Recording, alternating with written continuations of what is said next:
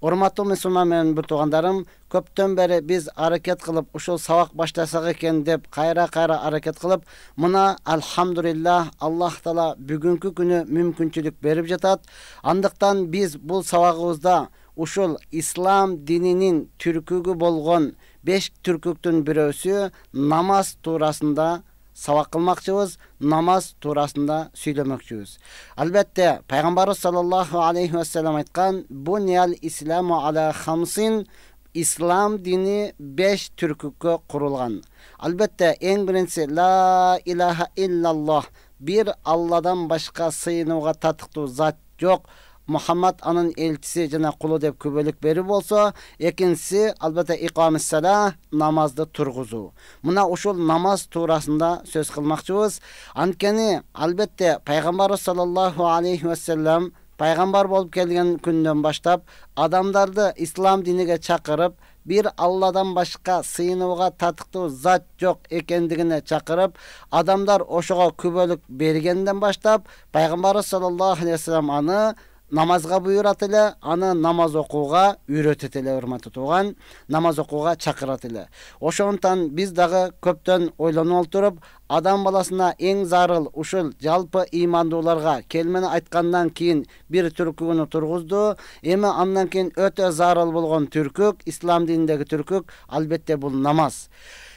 Я Рабби, бул намаздын фарз экендигини бардыгыбыз билебиз, урматтуу тууган. Ошондой болсо дагы кээ бир алсыз болуп жүргөн, же болбосо сустук кылып жаткан, вактынчалык дүйнө менен алек болуп жаткан бир туугандарыбызга дегеле жалпы өзүбүзгө сабак болсун деп ушуну баштадык.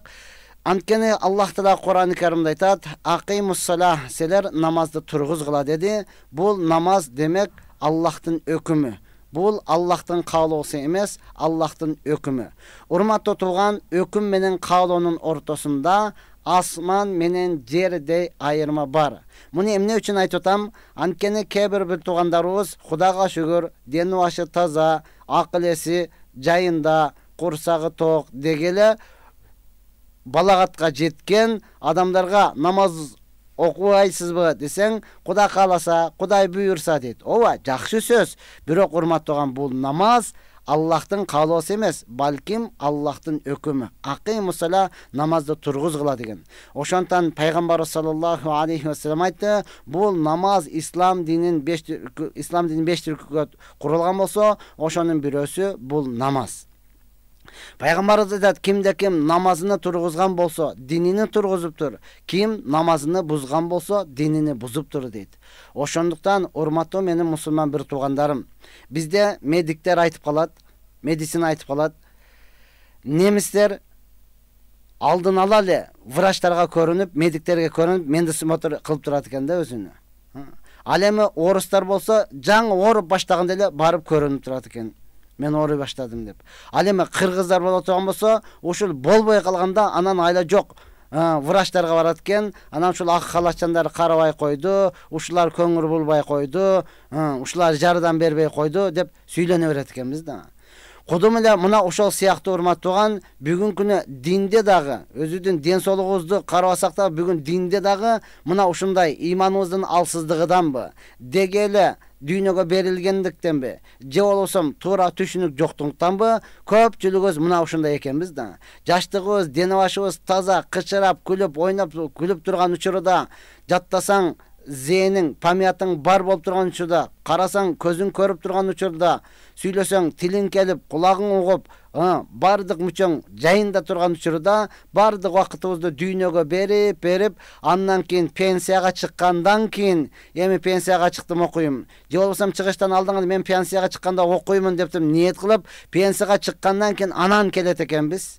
Же көзүбүз жакшы көрбөйт, же кулагыбыз жакшы укпайт, же тилибиз келбейт, же эңкейсек белибиз ооруйт, бутубуз, тизебиз бүгүлбөйт, намазда жакшы отура албайбыз. Мына ошондой кыйналган учурларыбыз өтө көп. Ошондуктан мен өзгөчө өзүмдөн кийинки жаштарга, албетте урматтуу тууган, эгерде биздин сөзүбүз насаат катарында тарбия кылыш үчүн эмес, башкаруу үчүн эмес, балким эскертүү катарында уккан болсо, өзүбүздөн чоңдорго деле эскертүү катарында биз айтабыз, Аллах Куранда айткан эскерткен эскертүү пайда берет деген. Ошондон урматтуу менин мусулман бир туугандарым, эрте күндү кеч кылбастан ар бирөөбүз эркек 12 жаштан өттүбү, акыл эси жайындабы, кыз бала 9 жаштан өттү, акыл эси жайы, денбашы тазабы, анда ар бирөөсү бул намазды баштасын. Намазды баштасын. Пайгамбар саллаллаху алейхи вассалам айткан, намаз менин көзүмдүн кареги деген. Аллаху акбар. Элестетин, көздүн кареги келе жатканда каалайсызбы, каалабайсызбы, билесизби, билбейсизби, даярсызбы, даярсызбы, өзү жумулуп, өзү ачып, көзүңүздүн карегин ушундай сактап берет. Демек, намаздагы мына ушундай сакталыш керек. Намаздагы мына ушундай окулуш керек. Бир адамдан намаз окубайсыз десем, желание жок дейт. Айламкеден, сизде эмес, менде деле жок.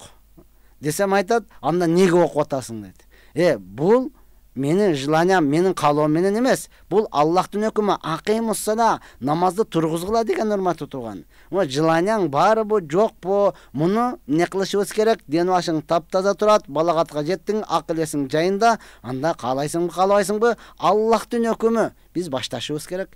Биз окушубуз керек, урматтуу туган.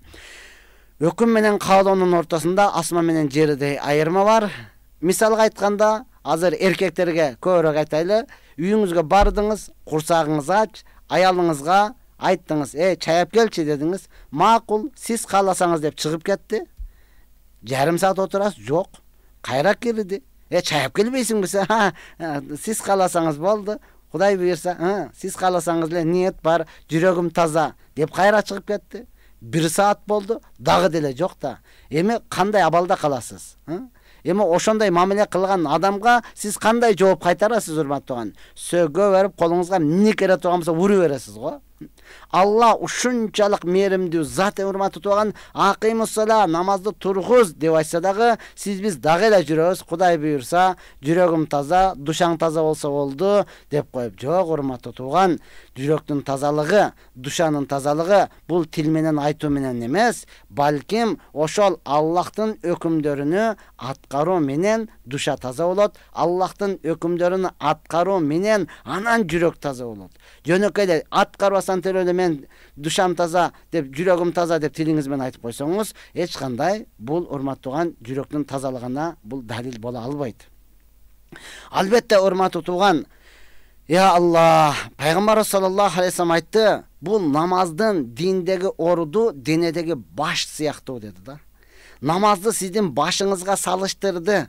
Эмне үчүн? Анткени эки колу жок адамды көрдүк. Эки колу тең жок, бирок жашап жүрөт. Жашап жүрөт. Мен өз көзүм менен көрдүм, сиз деле көрүп аткандырсыз. Эки колу тең жок, бирок жашап жүрөт. Керек болсо эки буту тең жок, эки буту жок, бирок жашап жүрөт. Бул жашоодо башы жок адамды көрө элекпиз да. Элестетиң, олтурсак эле бирөө кирип келди. Ассаламу алейкум деп эле. Карасаңыз башы жок. Ва алейкум ассалам деп эле бул жака кача бересиз да. Демек, жашоодо андай болушу мүмкүн эмес экен да. Ошондуктан пайгамбарыбыз бул намазды башыңызга салыштырды да. Башыңызга салыштырды. Билем, сиз өтө жакшы адамсыз. Ооба, жүрөгүңүз таптаза, эч кимдин артынан сүйлөбөйсүз, айтсаңыз бетиге айтасыз, өзүңүз жакшы иштерди кыласыз, көп жардам бересиз, бирок башы жок болуп атпайбы? Башы жок болуп атат да. Жакшы иштериңиздин башы жок болуп атат, урматтуу туган. Бизде өзгөчө Кыргызда конок чакыра турган болсо, кой союп, койдун башы менен алып келет. Башын көптү, кой союп сыйлады дейбиз да. Эгер башын алып келбей мындай эле койсо, этти сатып алып келген окшойт деп, маани деле берилбейт. Кодум эле дал мына ошол сыяктуу сиздин намазыңыз бул не кылат экен? Баш сыяктуу, урматтуу туган. Качан намазыңызды тургуза турган болсоңуз, анан калган иштериңиз, анан калган жакшы кылган иштериңиз көңүлгө алынат, анын соогу андан 3 эсе, 5 эсе, 100 эсе андан кийин көбөйтүлөт, урматтуу туган. Ошондуктан ар бир мусулман, эркекпи, аялбы, не кылсын, намазыны баштасын. Баштайт болмаса айтып атпайм, бул Аллах Тааланын өкүмү, пайгамбарыбыз саллаллаху алейхи ва саллям толугу менен бизге көрсөтүп бергени. Албетте мунун ичинде фарыздары бар, албетте сүннөттөрү бар, албетте важиптары бар, ошол учурда карахат макруh дегендери бар. Келечекте иншаллах сиздер дуа кылып турсаңыздар, биз даярданып туруп аларды өзүнүн этабы менен айтып берүүгө аракет кылабыз. Эң негизгиси, сиз убакытты текке кетирбеңиз. Сиз өзүңүздү алдабаңыз. Сиз пенсияга чыгайын, манал жумушумду бүтүрүп алайын, андан кийин мындай кылайын дебеңиз, урматтуу. Аллах Таала Кур'ан-ы Каримде албетте айтат: "Ва иннаха лакабиратун илля алал хашиин." Ооба, намаз башташ өтө кыйын. Намазды тургузуш өтө кыйын. Кимдерге? Аллахтан коркпогон инсандарга. Аллахтан коркпогон инсандарга ушунчалык кыйын. Ошондон намазды окубай туруп, мен деле Кудай деп жүрөм, мен деле Кудайдан корком, Кудай деш керек, алдабаңыз. Өзүңүздү гана алдайсыз. Аллах Кур'ан-ы Каримде айткан: "Ва иннаха лакабиратун илля алал хашиин." Намаз окуу Алладан корккон адамдарга ушунчалык жеңил. Намаз окуу Алладан корккон адамдар үчүн ушунчалык рахат. Намаз окуу Аллахтан корккон адамдар үчүн ушунчалык ибадат, урматтуу тууган. Намаз окубай туруп Аллахтан корком дегенсиник, булар өзүнү гана алдагандык. Аллах субханаху алдай албайсыз. Аллах Кур'ан-ы Каримде ушинтип ачык айткандан кийин биз дагы сизге ишене албайбыз. Биз дагы сизге ишене албайбыз, урматтуу тууган. Андыктан эмне кылын? Намаз ва иннаха лакабиратун илля алал хашиин. Намаз окушлук Алладан корккон адамдарга жеңил, коркпогон адамда өтө чоң иш экен да. Албетте Алладан коркпогон адамга кел намаз оку дегенден көрө, бир КамАЗ жүк келди, ошону түшүрүп койбойсуңбу деген сөз оңойраак экен да. Рас болот, сүйүнөт экен да. Как раз иш жок болчу, иш табылды, ушундай болсо мага айтып турчу депчи. Мага айтып турчу деп ал адамга намаз оку, жүр мешитке кир дегенден көрө, КамАЗ жүк келди, ошону түшүрүп кой. КамАЗ дагы жүк келет, ошону келгенде сага айтып коеюнбу деген сөз оңойраак экен, балким мага жагымдуураак экен. Биз ошондой адамдардын катарында болуп калбайлы. Балким ар бирөөбүз машаалла Аллах субханаху тааланын өкүмдөрүнү толук аткарып, намазга бекем боло турган болсоңуз, намазды баштап ала турган болсоңуз, намазды тургузуп ала турган болсоңуз, анда бардык ишиңиз жеңил болот. Анткени караң, пайгамбарыбыз өзү не дейт? Пайгамбарыбыз саллаллаху алейхи вассаламга кандайдыр бир кыйынчылык иш келе турган болсо, ошол заматта намазга кайрылат эле дейт. Я Алла, бул деген сөз, урматтууган, бүткүл ааламды жок жерден жараткан, ар бириге акыбал берип жаткан, ар бирөөнү бактылуу же бактысыз кылып жаткан, бардык нерсеге кадыр болгон жалгыз Аллахка кайрылуу да. Жалгыз Алланын өзүнө кайрылуу, урматтууган. Бүгүнкү күнү биз ошол намазды тургузбагандыктан жашообузда канча кыйналып атабыз. Бүгүнкү күнү ошол намаздыбызды тургузбагандыктан канча адамдарга кайрылып, алардын эшигини каккылап, ала алсак алдык, ала албасак жок, ыйлап, бизди өкмөт карабайт, бизди бул жак карабайт деп жаткан учурубуз. Келиңиздер, бардыгыбыз машалла, пайгамбар саллаллаху алейхи вассалам көрсөткөндөй, Аллах Таала өкүм бергендей, намазды баштап алыңыз, кандайдыр бир кыйынчылык келсе намазга кайрылыңыз. Алымдарыбыз ачык айтты. Кимде ким Алла менен сүйлөшөм десе, намаз окусун. Жок, Алла Таала мени менен сүйлөшсүн десе, анда Кур'ан окусун деди. Машалла, Аллах Таала менен сүйлөшүүнү каалайсызбы? Анда намазга окуңуз. Машалла, дааратталып туруп, Аллаху акбар, Аллах Таалага кайрылыңыз. Бардык акыбалыңызды көрүп билип турган, бардык нерсеге кадыр болуп турган, бардык нерсени чечип бере турган жалгыз Алла гана. Мен мурдатан айтып келем, азы дагы айтам, Аллахтан өткөн чоң спонсор эч жерде жок.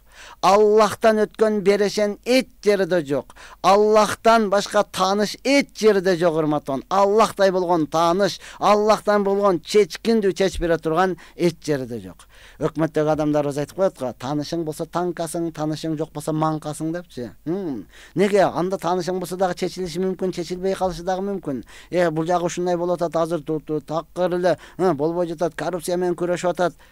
Эч бир мурдагыдай болбой калды. Машалла, өтө сонун көрүнүш. Демек алар чечпей калды. Демек ар бирөөбүз не кылайлы? Аллахка кайрылып, Аллах менен мамилени түзүп алайлы. Алла менен мамилени түзүштүк эң биринчи мына ушул намаз. Намаз урматтуу туган. Аллах Таала өзү хадиси кудусиде айтат. Мен өзүм менен өзүм келишим түздүм. Эмне деп? Кимде ким 5 убакыт намаз окуй турган болсо, мен аны өзүмдүн жоопкерчилигим менен бейишке киргизем. Субханаллах. Жана не дейт? Мен өзүм менен өзүм келишим түздүм. Кимде ким 5 убакыт намаз окубай турган болсо, аны менен эч кандай келишимим жок. Аны менен эч кандай менин келишимим жок дейт урматтуу туган. Кааласа Аллах Таала күнөөлөрүн кечирип бейишке киргизиши мүмкүн, кааласа намаз окугандыгы үчүн азапташы мүмкүн. Келишим кимге болуп атат? Ким 5 мал намаз окуган болсо, намазыны тургузган болсо, ушул адам үчүн Аллах өзү келишим кылып атат урматтуу туган. Ошондон пайгамбарыбыз саллаллаху алейхи вассалам айтты, кыямат күнү кабырда эң биринчи сурала турган нерсе бул намаз. Эң биринчи намаздан суралат. Аллах субхана таала канча үй курдуң, канча иш бүтүрдүң, канча акчаң бар эле, канча коюң бар эле, андан сурабай турмат туган. Канча килограмм көтөрдүң, канчалык жеңгелге чуркадың, канча гол киргиздиң, ал нерсе сурабайт. Балким сен канча намаз окудуң, намазы кандай тургуздуң, мына ошол нерсе ушунда турайт. Эң биринчи ушундан сурайт. Эгерде ушунуңуз жакшы боло турган болсо, калгандарыңыз өтө жеңил болот. Эгер ушул суроодон өтө албай турган болсоңуз, анда Алла сактасын. Алла сактасын. Ошондуктан урматтуу менин мусулман бир туугандарым, албетте пайгамбарыбыз саллаллаху алейхи вассалам айтат, сен өзүңө каалаган жакшылыкты башка бирөөгө кааламайынча толук ыймандуу боло албайсың дейт. Толук ыймандуу боло албайсың. Ошондуктан биз алхамдулиллах Аллах Тааланын фазыл карам менен, Аллах Тааланын туура жолго баштоосу менен, Аллах Тааланын өзүнүн мүмкүнчүлүк берүүсү менен ар бир намазды окуп атабыз. Андыктан бардыгыңыздарды ошо нерсеге чакырам. Ошону баштап алыңыз. Ошону окуп алыңыз. Албетте эч кандай кыйынчылыгы жок. Эң негизгиси чечим болсун. Эң негизгиси аракет болсун. Албетте Аллах Таала Кур'ан-ы Каримде айтат: "Аннузимукумуха ва антум лаха карихун." Сен өзүң жактырбай жатсаң, сен өзүң каалабай жатсаң, мен сага лазим кылып коем дейт да. Ал деген сөз өзүңүз окугуңуз келбей жатса, өзүңүз пенсияга чыгайын ниет бар деп кечиктирип жатсаңыз, анда Аллах субхана таала оозуңа алып келип тыгып койсунбу деген сөз да, урматтуу туган. Аллах Таала мажбурлабайт. Аллах Таала инсанга ыхтияр берген. Алла инсанга каалоо берген. Машалла, каалайсыңбы? 5 мал намазыңды өзүңдө оку дагын. Ансыз деле нафил намаздар бар, хажат намаздар бар, истисқа, мына кургакчылык болуп атат, жамгыр тилөө намазы бар, тобо намазы бар. Я Алла, төрө менен намаздар бар. Ошону окуп туруп Аллахка кайрыла турган болсок, бардыгын берүүчү бул Аллах. Ар бирдиги бардыгы Аллахтын колунда. Андыктан урматтуу туган, намаз, я Алла, сизди не кылбайт, эч качан жамандыкка баштабайт. Намаз эч качан урматтууган сизди коркулбайт. Кудага шүгүр, азыр бир канча мээнет болуп туруп, кайсыл жерге барып окуйм дей турган болсоңуз, эч ким каршы чыкпайт. Билесизби, мына ушул өзүбүздүн Бишкек шаарыбызда бирок акчаны алган, бербейт. Телефон чалам, ары качат, буяка качат, бияка өтөм, тияка өтөм, бияка кел дейт. Эми эптеп алып алыш керек. Күндөрүн бир күндө дагы не кылын, асырдан шамга жакын айтып калды. Мен мынабыл Московский Правдадан өтөм. Ошол жерге барып туруңуз, берип туруп кетем. Болбосо мен бошобоймун, колум бошобойт дейт. Макул. Эптеп өзүмдүн акчам алып алышым керек. Ошол жерге бардым. Турам, келетасыңбы? Азыр аз калды. Келетасың мындай калды. Шам болду. Ал жакта Московскийде мечит бар, азан айтылып атат. Я Алла, эми эмне кылат? Ал азыр эмне кылат? Бир остановка калды, 2 остановка калды деп атат. Ал жака кетип калат болсом, акчамды болду, ала албай калам. Ошондон ошол жерде турам. Намаз болду. Дарат алып алайын десем, даратым жок. Ошол жерде окуп алайын десем. Мечит биз үчүн бардык жер, биз үчүн таптаза да. Намаз окусаң боло берет, каалаган жериңдечи. Я окуп алайын десем, даратым жок. Мечитке кетип калсам, ал өтүп кетет. Мына ошентип эптеп эмне кылдым, аны күттүм. Ал келди, эми мечитке жөө баргача убакыт өтөткөн, ошол жерге магазинге кирип калдым. Иштеп жаткан эле магазин. Кирип калып туруп намаз окуп алсам болобу десем, иштеп аткан бир кыз бар экен. Ооба, намаз окуйсузбу деди. Ооба, мен таратым жок эле. Тарат алсам кандай болот десем, сатылып турган ветерина деп коебуз, ошол жерде турган легенда сууду алып берип атат. Манага даарат алып, ушул жерде окуп алсаңыз болобу депчи. Болот, Алла разы болсун деп туруп ошол жерде окудук. Алхамдулилла, урматтуу тууган, азыр кайсыл жерде кандай акыбалда окуй турган болсоңуз, толук мүмкүнчүлүк бар. Мурда сафарга чыкканда машиналар токтобойт эле, автобустар токтобойт эле. Азыр токтоп, эмне кылсаңыз, сурансаңыз бардыгы токтоп, бардыгы макул деп, кайрадан намаз окуй турган адам менен баратабыз деп бардыгы сүйүнөт. Андыктан урматтуу туугандар, Аллах Таала сиздерге дагы, бизге дагы мүмкүнчүлүк берсин. Бардыгы чын жүрөктөн чечим чыгарайлы дагы намазды баштайлы. Ассаламу алейкум ва рахматуллахи ва баракатух.